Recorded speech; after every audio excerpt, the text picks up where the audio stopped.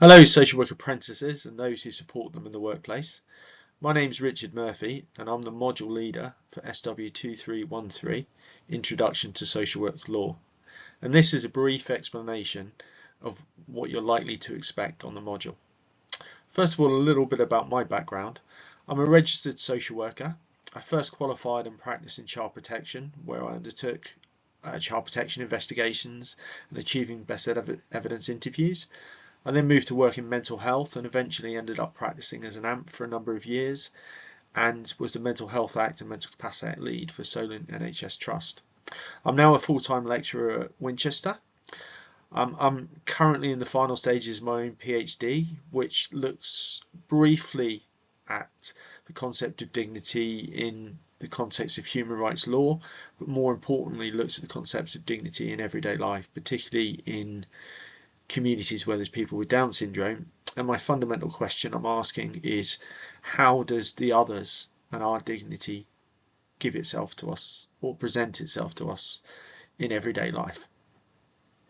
So I also sit on the first tier tribunal for mental health, and I do a small amount of doles practice.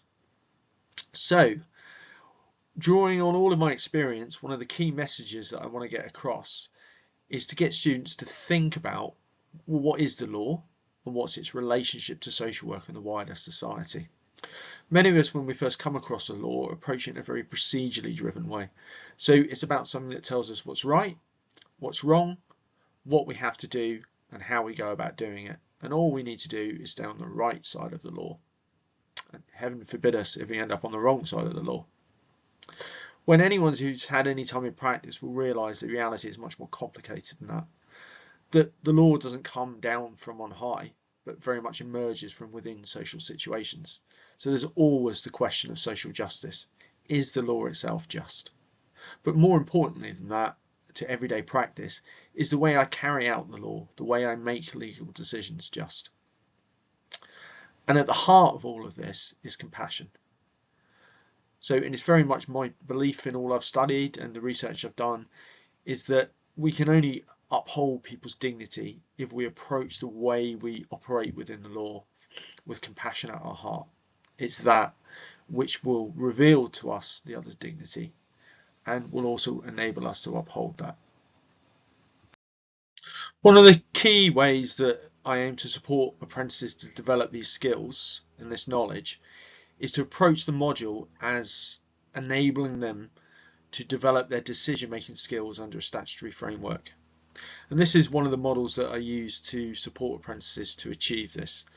I won't go through it in depth here, but you can have a look at it yourself. It's very much about establishing what question the law requires you to answer. For example, is there or is there a likelihood of significant harm under the Children Act? Or does the person have eligible needs under the Care Act? Or under the Mental Health Act, is the person entitled to Section 117 aftercare? Or finally, under the Mental Capacity Act, does the person have a mental impairment, and does it prevent them from understanding, retaining, weighing and communicating a decision? So once you have the question the law requires you to ask, you then need to know what evidence to gather, the processes through which you can justly gather that evidence, and who has a right to be consulted and how you consult them, and then how you analyse that evidence and apply the statutory criteria. With all of this, we want students to be reflecting on the wider issues that impact upon that process, such as issues of social justice, for example, in the context of child protection and domestic violence. What are the issues about the way the law operates and how it impacts upon those who've experienced domestic violence, both children and adults? Or, for example, the Care Act and eligible needs. How do issues such as housing, poverty, in work poverty impact upon a person's experience of the law and those decisions?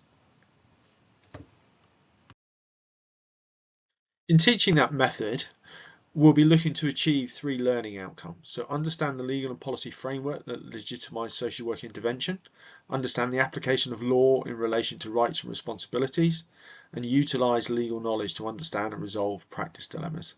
So you can very much see the emphasis on applying the law in concrete situations, how you go about that, who you involve, and how you make decisions. And then in terms of the nuts and bolts and the overlay of how that will be taught, or how apprentices will be supported to learn throughout the module, we divide it into 2 parts. So part 1 looks at the bricks that build up the statutory framework within which decisions are made. So we'll look at the relationship between statute and case law, how the code of practice gives us guidance on that, and then how each of these interface with issues of equality, in particular the Equality Act, and human rights law. So that will be the Human Rights Act and the wider European Convention of Human Rights case law. How do they interface with our statutory law, and what duties and rights do they create?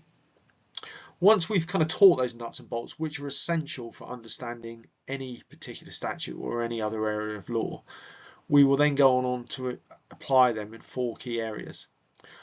And whenever I speak to practitioners in the field, they always ask questions, you haven't covered issues of youth justice, or you haven't covered housing law, or you haven't covered immigration law. While we'd very much like to give students the opportunity to apply this method in all areas of statutory framework, we obviously have a limited time. So the way we approach that is we choose 4 key areas that will impact upon all areas of social work. And we very much take the approach that it's not about memorising those areas of law, but giving the students the opportunity to develop their skills in applying the method within that context. And we use the 4 main contexts, which is the Mental Capacity Act, the Care Act, the Children Act, and the Mental Health Act, concentrating a little bit on its interface with the Mental Capacity Act. And in doing that, we tend to invite practitioners to come in and to co-teach those areas with us. So you get both the experience of talking through the model of applying the law, but then also people's experience in the context of case studies and how they do that on the ground at the moment.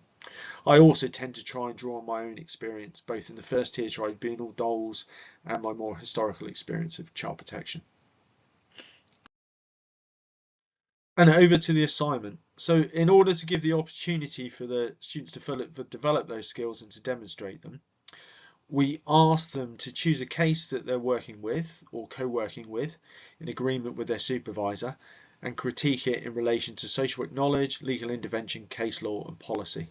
So the assignment is 3,000 words, and we also suggest a format which we'll go through with the apprentices in the lecture. It's very much, the purpose of the assignment is very much to enter into that level of analysis. So to demonstrate how they identified the question they have to ask, the process through which they have to ask it, and how they use that to underpin their decision making. And if they want to achieve the higher marks within the framework and develop those skills, then they need to be able to demonstrate the ability to not just use those primary legal sources, so statute, case law, the code of practice, human rights case law, the Human Rights Act, but also then draw on wider research to support their decision-making process. So that could be research into the impact of domestic violence in child protection, the impact of poverty, and so forth, the impact of inequality within the Mental Health Act. So any areas really. But it's also important to recognise that the students aren't confined to those kind of 4 key areas that we give them the opportunity to practice in. But some students have looked at youth justice, others have looked at areas where asylum law applies. It's very much up to the student to demonstrate it. They'll have the support of those at work, and I also will meet with the students, or sorry, forgive me, the apprentices, one-to-one when they request. And I think what amazes most apprentices is they first start by saying, but there's not enough law there. And then when they start to actually underpin or unpick what underpins their practice, they realise the complexity of the legal issues that underlie that, which is great to see their ability to grow and develop and start to think about these and engage with them. So one of the real things I want you to take away is it's very much not a dry subject about learning facts. It's very much about entering into the way people experience their everyday daily life, the impact the law has on that, and how you approach that as a social worker.